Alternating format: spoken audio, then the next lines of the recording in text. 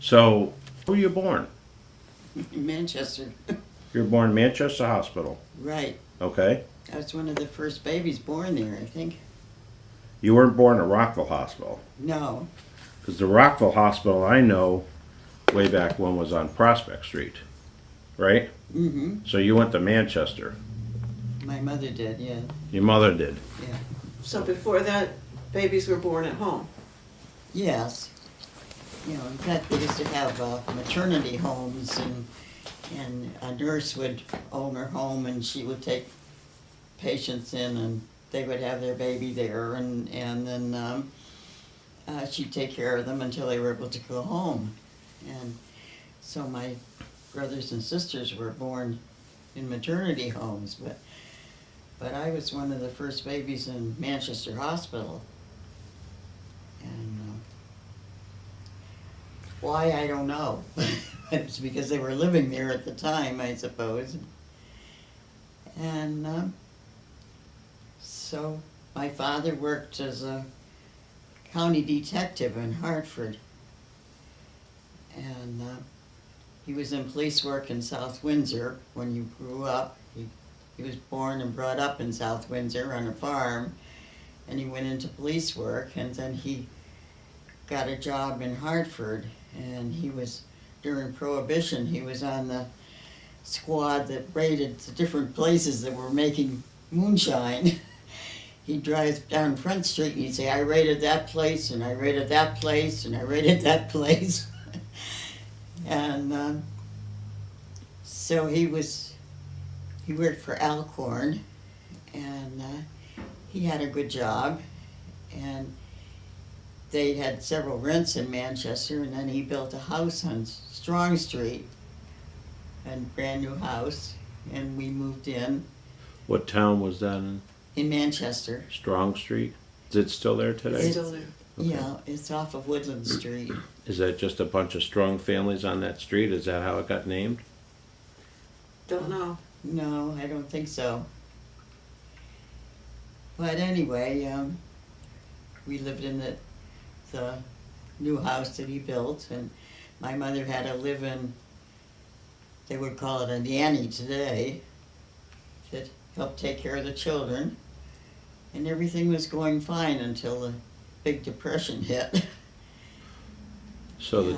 the depression was in the late 20s, right? Yeah, yes. Okay. And so at that time, my father had decided that he would go out on his own. And Prohibition was over, and so they no longer needed a squad to investigate the moonshiners. And he So he- became a private detective. Well, it was not a good time to go in business for yourself, because with the Depression, people weren't hiring. So he must have worked for the federal government for the prohibition enforcement then. Does that sound right? No, he worked for the state. He worked for the He state. worked for Alcorn, I know. Yeah, this was before the state police were formed. Yes. I wonder if it was part of the tax department. Because, tax evasion was a big thing with, revenuers and that kind of thing, Could be. Okay. But anyway, it was not a good time to Stop it.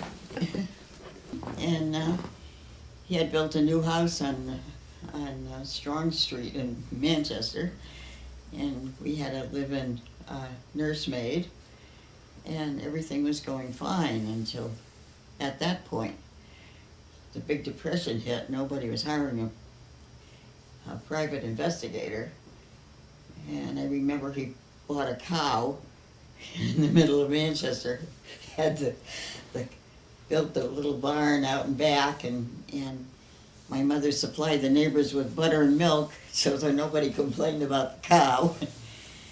And he decided that he would have to go back to his farming roots and make a living to support the family. Well, there were four children. Yes, 4 children at that point. I was the oldest. Mm-hmm. So he managed to take over the farm in Vernon at that point from the federal land bank. It had been foreclosed on and nobody had lived there for several years. Mm-hmm. And we moved to Vernon. Tell us about the house, the property. Well, the house had no electricity, of course, no running water, and needed a lot of repairs. He had a friend who was an unemployed carpenter, and my mother took him in as a boarder, and he helped fix up the house. And we moved in the week before Christmas, and we thought it was a great adventure. I give my parents a lot of credit because it must have been a terrible time for them to give up this new home. My mother had a brand new washing machine. We moved into a house without electricity, and that washing machine sat for 12 years, I think, before we got electricity. So you had electricity in Manchester, Oh, yes. and the we house had in everything. Vernon did not. Vernon did not. So what street was this on? It was on Tunnel Road, Tunnel Road. yes. In fact, they didn't have electricity when I was married in 1942. Wow. It was after that that they electrified that part of Vernon. Mm-hmm. You had a telephone though, didn't you? Oh yeah, we had a telephone. It was a party line with 5 parties on it. And it would ring and everybody would pick it up, see what the news was. And So how did a party line work? how did they? You had 5 homes on the same phone number? Well, it would ring, each one had their own ring. Oh, Like, okay. one would be 1 and one would be 2 and one would be 3, so you'd listen and see if there was going to be any more rings before you picked it up. Okay. And, Tell us about school. Going to school. well, we moved a week before Christmas, and must have been the teacher's nightmare when the 1st of January she opened the door to the one-room schoolhouse in Vernon Center, and here were 4 new pupils.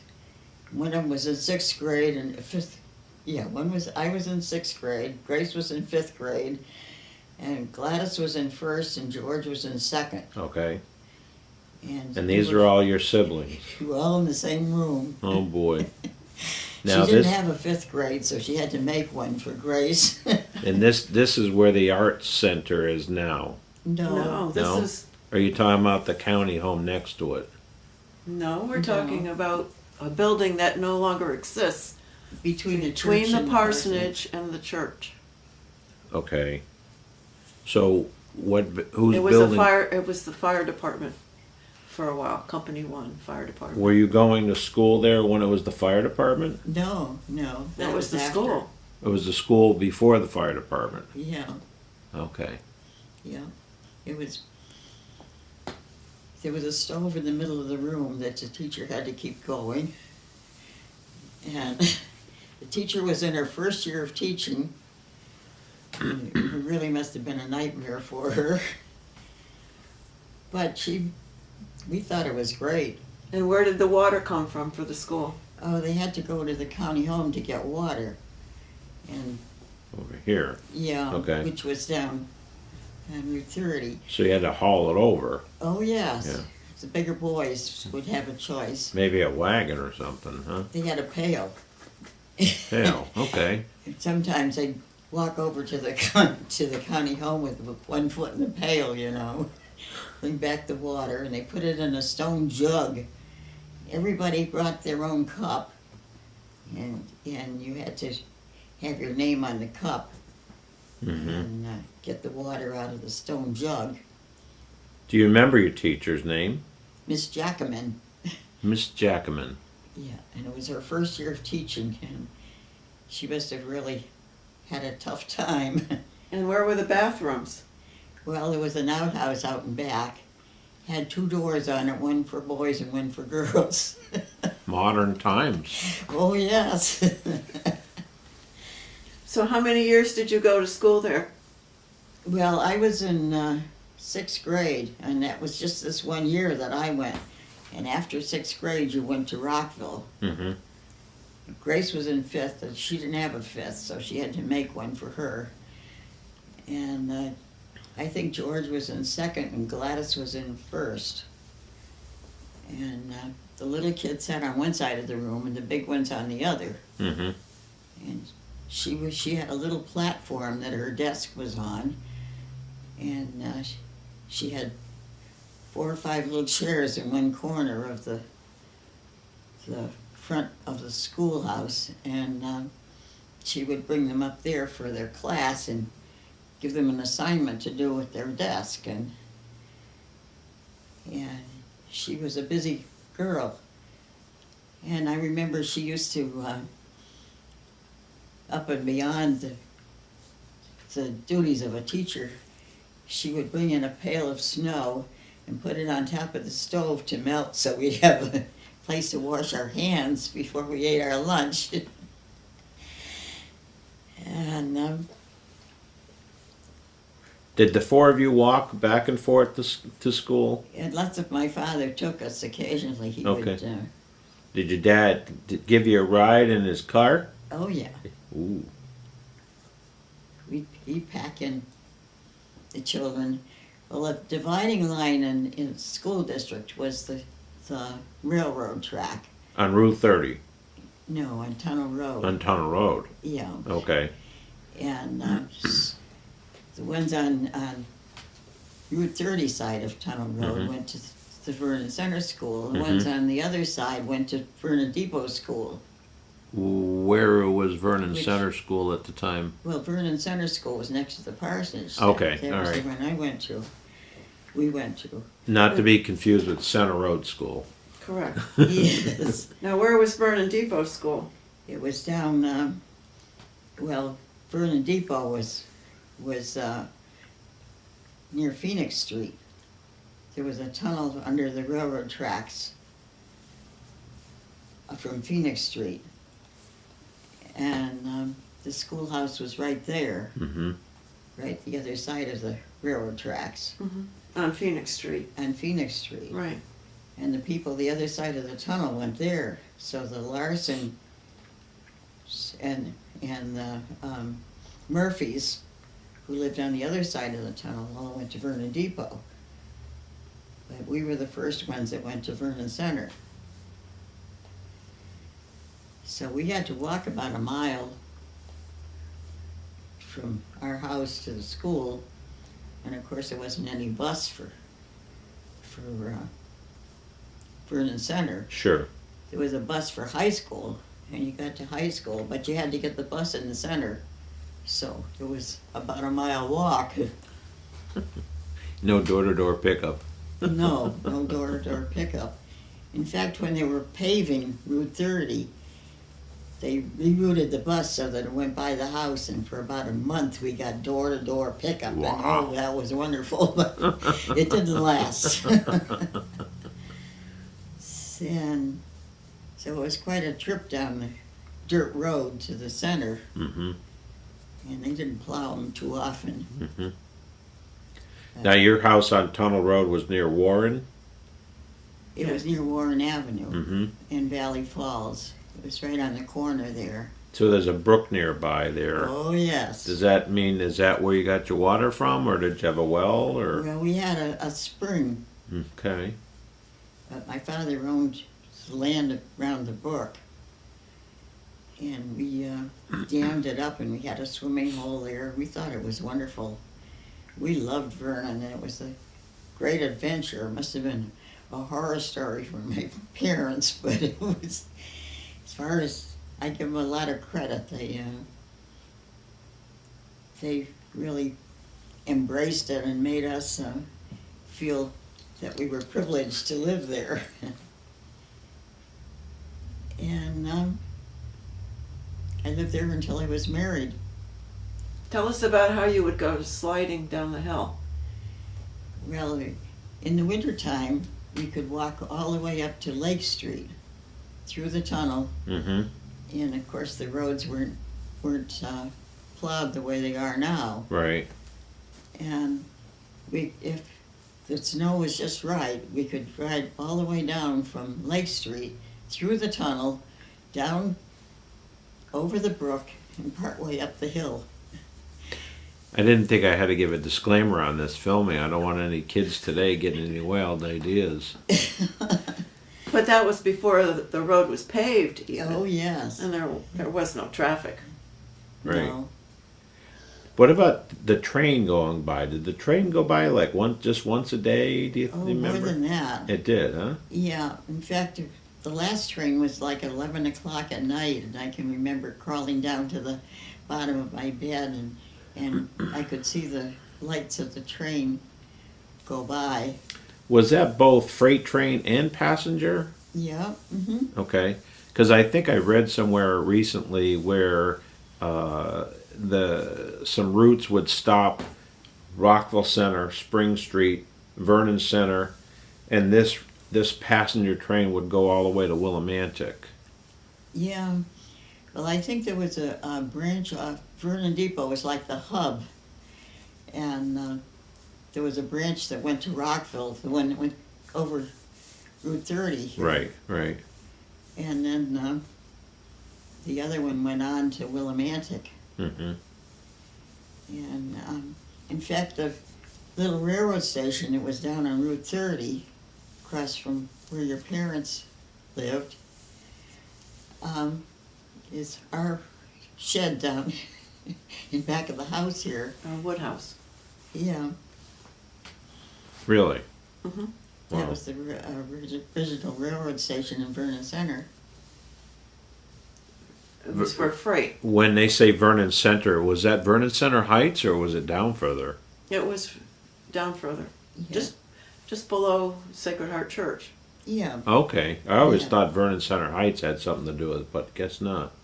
Huh, that's interesting. yeah. I rode that train the last year it ran. My mom, we were coming home from Rockville, and we went by Agway as we went over the road tracks on West Road by Spring Street there. And I don't know if a lot of people remember, but it is Agway Yeah. used to be there That's I right. before it remember. moved to Ellington. They used to get their grain by railroad car. Right, right. And so the train was pulled into Agway, and 561 was the number of the engine. And 561 happens to be my house number. So the next thing I know, Mom's turning the car around, she's going back, and she talks the guy on the train into giving me a ride Uh-huh. from Spring Street down to Route 30. Wow. Thank goodness he stopped to let me off, you know. So Mom ran home and got her brownie camera, of which she paid for with S&H green stamps, right? And so we have film of me getting off the train on Route 30, and they used to come up every night when they were coming through to stop on Route 30. They would always put down the flares so that, you know, people coming down the road wouldn't run into the train, that's because right. you know, there was no crossing arms there, you know. So I'm very thankful that the guy did stop, you know, that he wasn't a nut job or anything. She didn't know the guy. She just, hey, you want to give my kid a ride, you know? Well, that train was a real commuter train. Norman's aunt lived, she used to live downstairs in his house, and she worked in Hartford. And of course, she came out on the train. The train or the trolley? What? The train or the trolley? The train what? Was it a trolley? No, it was a train. She took the. Wow.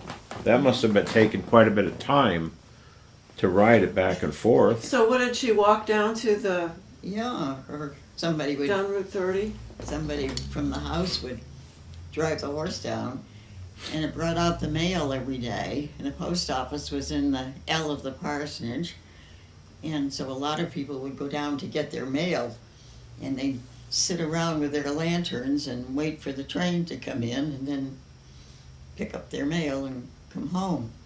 Do you remember where she worked at? She worked at the Travelers, She did. and she met her husband there. They were married, and he moved out here. He said he would not move into the country if they didn't have indoor plumbing. No kidding. So at that point, they had to put in indoor plumbing in the house. And they lived downstairs in his house, and Norman's folks lived upstairs. Norman's father was a farmer and made his living on the farm. What other kind of farms did we have in Vernon? Well, this was a dairy farm here. They made milk, and there used to be a creamery in Rockville where they made butter, and they sold to the creamery at one time. And then they had a little milk route in town where they would go and deliver milk. And then they formed the co-op, and they sold to the co-op in Hartford until Norman sold the cows. Well, they grew tobacco, didn't they, for a while? Well, this farm was never a tobacco farm, but Ecker's farm up the street had tobacco, and sometimes it was a kind of a joint venture.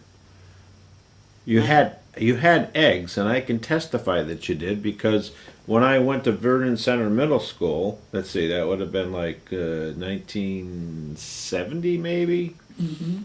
Sometimes I'd walk home, and I remember the self-service with the eggs. And I guess some kids got a little fresh sometimes. I remember the first time that my parents would buy it, there was a little dish, and you could buy your eggs and you could make your own change. And then apparently something happened to the money, so it was a slot that you dropped your money into because somebody was a little poorer than the rest of us and needed to help themselves to the change. And then I remember it stopping, and that was something subtle, and I remember that significance. Yeah. They did all sorts of things to make a little extra money. Which brought us to turkeys at some time, right? Yes. She was the one that was responsible for them. They had a 4-H project where they would made arrangements with a turkey grower to provide the kids with 25 turkeys, and they would raise them, and then they would have to dress off one, I guess it was 2, and bring them to Yukon, and they would be judged. And this was a 4-H project. Mm-hmm. And she wanted to have that project, and her father said, "Oh, you can't raise turkeys when you have chickens, because there's a disease that goes from one to the other." Oh. Well, she was determined she was going to have them, and of course she won. And she raised her 25 turkeys, and they dressed them off, and she won the first prize in the turkey growing contest that year, and then we were stuck. For 50 years. Yes. So where was the creamery in Rockville? Where was the creamery? Well, it was up near where Agway was, Okay. On Spring Street? and Swing Street, I think. I'm not sure. It was. I didn't have anything to do with it. Well, you did. Your family sold some cream products up there, right? So they can make butter and stuff. Yeah, they sold, and they used to have a little milk route around town too, and they did a lot of things with the Ecker farm. They bought machinery together, and of course, he had a big milk route, and Growing up, though, your father was not a big farmer. no, He had one cow, maybe? yes. And what else did he have for livestock? Well, we had sheep. Always had sheep. In fact, he ran a blood bank for the state of Connecticut. Okay. And you had to have they would come out and draw blood and do some kind of a test on it, and they had to have a different sheep every week. Mm-hmm. And he did that for quite a few years. And he would buy and sell cattle. He was more of a cattle dealer than he was a farmer. But he rented his land to the Cantor farm, which raised tobacco. Is that the same Cantor that did eggs too later on? Yes, Okay. yeah, they had chickens too. And you had a tobacco barn, Yes, which isn't there anymore. yeah. And in fact, there was a tobacco shed on the farm when he bought the farm, and he made part of it into a cow barn. Mm-hmm. And the other part was more or less used for storage. So tell us about what you would do as a child during the summer, and what your father moonlighted at. Didn't you go to the shore? Well, that was before we moved to Vernon, but he was a police officer at Sound View for the summer. At And where? At Sound View. Is that part of East Lyme? Yeah, he's near Lyme, and that was a big entertainment hub. There was a movie theater there, and he would rent a place there and move the family down, and they'd hire him for the summer. And what was his job there? Well, he was jack of all trades as far as the police work was concerned. He had to make sure that the men didn't go around with their bathing suits strapped down. Oh, okay. And the beaches were cleared at night at 11 o'clock. Yeah. You're supposed to be in. Sure. And keep the peace there. Yeah. And he would rent a house there, and my mother would board. He had an assistant officer. Mm-hmm. My mother would board the assistant, and all her friends would come down and stay for the summer. Yeah, we thought it was great. Rockville High. You said you went to Rockville High? Oh yes. After 6th grade, you went up to Rockville, and you went to East School for 2 years, Mm-hmm. and then you went to high school up there. Now, which building is East School? What? What building is East School? Where did you go to high school? Well, Is it where the school administration building is? I went to 8th grade, 7th and 8th grade there. At where the administration building is Yeah. now. But the Sykes building is, So that was Was the pretty high new at the Yeah. time. yeah. The trouble with that was that the high school got out at 2:45 or 3:15, something like that, and the grammar school didn't get out till 4:30, and they didn't Mhm. run any special bus. You had to wait around for an hour and a half. So you had a Rockville Police Department, and you had a Vernon Police Department. No, we didn't have a Vernon Police Department. What did you have, constables? Well, my father was a constable. Well, so if there was a problem in Vernon, did they have to call the state police? Yeah, I guess they did. I didn't have any problems in Vernon. So when the city of Rockville merged with Vernon in the 60s, mid-60s, I think, where was the Vernon Town Hall? There wasn't any. It was the town of Vernon, and then the city of Rockville grew up in Right. But who kept the town hall records? Where would they have been before 65? In the town hall. Yeah. In Rockville? Mm-hmm. So Of course. Vernon had a relationship with the city of Rockville already. It wasn't like there was two governments combining. There was also There was three. There was three. You had the whole town, you had the city of Rockville, and the fire district. Well, I remember you had Talkaville and Dobsonville Well, as they were areas. just little but- villages. So the town hall prior to the merger was already in Rockville. Right. Yeah. Okay, all right. But there was a city hall for Rockville.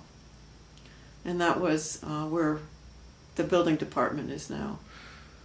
and the 55 West Main Street. yes, right. Okay, so, and you're saying that there was 3 taxing districts then? There was City of Rockville, Town of Vernon, and there was a fire district? Yeah. The fire district came later, yeah, Well, yeah, yeah. yeah. But then eventually the fire district needed its own police department, and so that they built the building next to the house for police department. Yeah, it started off with the government gave money for, after the war, for civil defense. And they used the money and dug a hole, and then the money dried up. Mhm. And that hole sat there for quite a few years. In fact, Morgan got stuck in it once. He was not supposed to go in it, but he did. Mhm. Couldn't get out to go rescue him. And then eventually they got money for what was the police department? And then the fire department was a whole other story, wasn't it? Oh, yes, that was volunteers. Yeah, there was no department really until 1945, after Yeah. World War II. Yeah. And your husband was on the fire department. Oh, he was one of the prime beginners of it. Yeah, well, they had a barn burned, and it wouldn't have burned if they could have had a fire department, you know. Right. And by the time Rockville, you'd call Rockville, and if they weren't busy, they'd come down, and otherwise you could burn up. Right, right. And so after World War II, there was government money to start like a little department to put out brush fires and that sort of thing. Mm-hmm. And they applied for a grant and they got it, and that was the beginnings of the Vernon Fire Department. Right, and that was housed where did they have their first fire truck housed? That was in the old school building. Yeah, they converted the old school building to a fire department. Yeah. They would shelter one truck. Yeah. It was an old tanker they got, which was left over from World War II. You mean it wasn't brand spanking new when they got it? Yeah. Wow. Right. And the men would have to earn the money themselves Oh, yeah. by selling Christmas trees Yeah. Yeah. and by picking up newspapers. Yep. Oh, they picked up newspapers every week. Yeah. That was a big bone of contention. They did it Sunday morning when they should have been in church. Uh-oh. Rivalry. There you go. Yep, and they really worked hard to get that fire department going. And they had little plectrons that little machine that you have in your home, and they could call from a central location and notify them there was a fire. Uh-huh. They also had a siren on the roof of the schoolhouse. Right. And I can remember when the siren went off, I was supposed to call Andy DeRico, who lived in Rockville, who couldn't hear. And I'd get his wife, and I'd say, "There's a fire." And she'd say, "Well, I don't know where he is." I for sure didn't know where he was. And I had a baby at the time that screamed every time the siren Sure. went off. Sure. So here I had a screaming baby and this woman that wouldn't know where her husband was. And the siren would always go off during church, too. Yeah. And it was loud. It was loud, yes. And then the firemen were supposed to shut it off once they got there.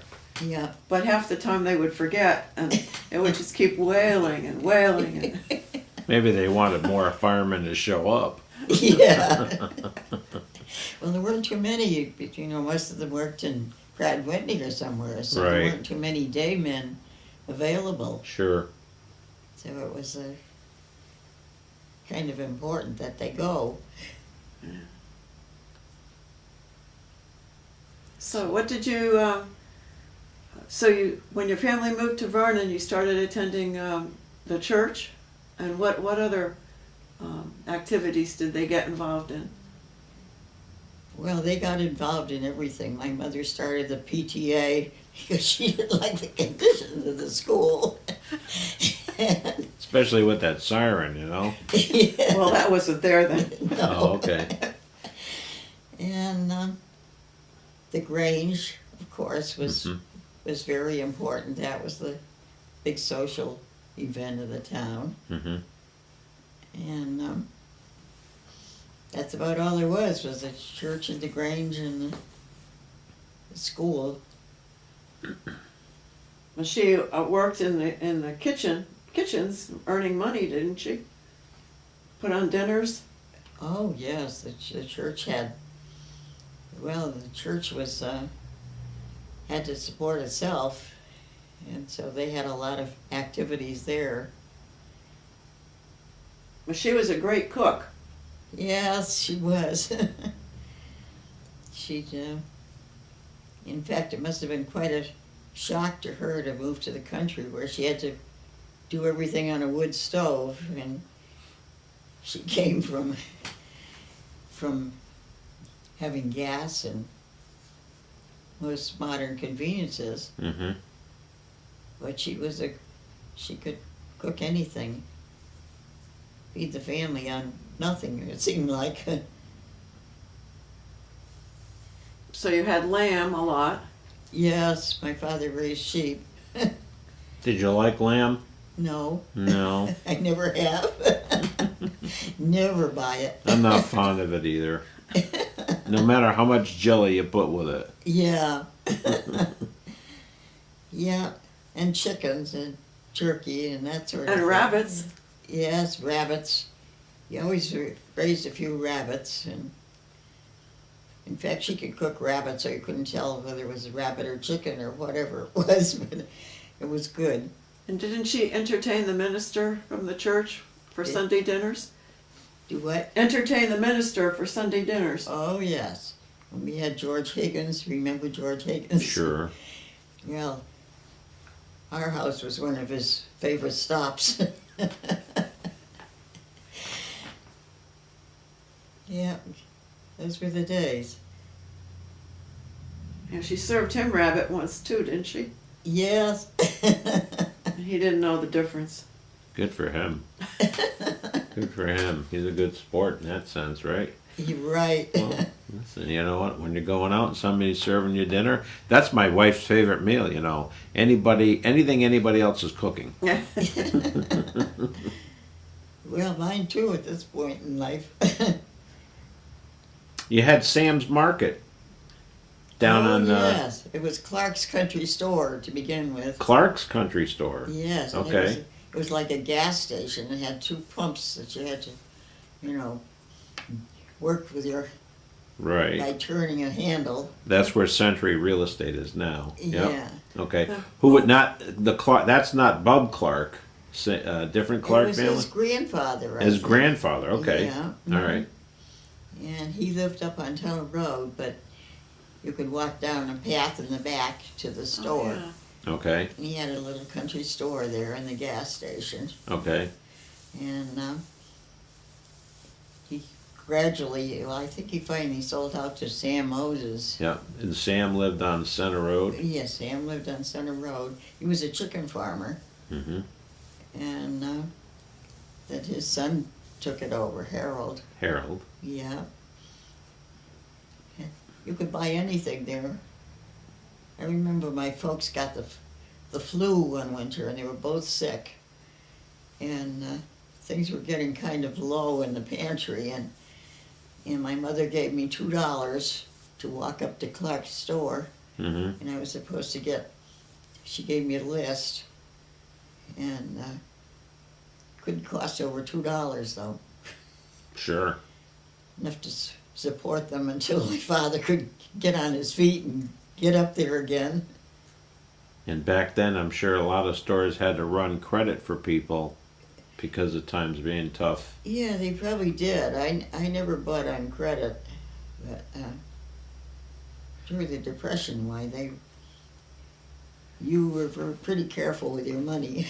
My mom used to say she thought that that's why W.T. Grants went out of business because of their credit. She, the way they used to hand out the credit cards left and right with all those balances, Yeah, Yeah. probably was. Hmm. And then across the street diagonally, there was another gas station on the corner of Route 30 and Cold Spring. Yes, but that was quite a bit later. Okay. And that had gas pumps too. Yeah. Yeah. But that was also another Moses property there. Because, the Yes. house to the right of that was another Moses that lived there, right? Yeah, there was like three Moses brothers that had, one of them lived on Tunnel Road and one of them had the chicken farm down on Center Road Mm-hmm. and in back of the church. Mm-hmm. And Max. Max, yeah. Because which one started the water company? Because he used to have his equipment there, right there. You remember that? Yeah, Vernon Water Company. And they supplied the water because they built all out back of Cold Spring, those Yeah. 100 houses out there. Right. yeah. And Yes. eventually Connecticut Water Company bought that up. Right. Yeah. Well, they had quite a development. In fact, they were built a lot of houses around. That was one of the refugee families, I think the Moses were, that came over after the war. Uh-huh. Yeah, And they lived up at Vernon Center Heights too. yeah. Everybody was looking for housing at that point. Yeah. After World War II. Yeah. I think Moses also built my parents' house. It was a simple two bedroom. And we've added on to it twice, even though it's still small. You can see how small it is. But yeah. Barney and Sonny lived Oh, yes. 3 doors up from us. You remember On the same Sonny? side. Yes. Max. Max. Yep. Yep. Yep. So they were a resourceful group, that Moses. Building Oh, yeah. and convenience store and Well, they were refugees mm-hmm. that settled after the war. Mhm. In fact, there were quite a few in Ellington. Mm-hmm. And yeah, a lot of changes came after World War II. Mm-hmm. And for a time before those houses were built, in Cold Spring area, the church had developed an outdoor chapel with a white birch cross. Do you remember that? It was on there was an outdoor chapel between the parsonage. Oh, yes, when And George the, Higgins was there, yeah. He had an outdoor Between the chapel. firehouse at that time Uh-huh. and the parsonage. Yeah. Uh-huh. So how did that building completely disappear? The church bought the firehouse Mhm. after they built what we have now for the Company One fire. Okay. And they needed the parking space, so they tore down the building, Mm-hmm. which is a little sad.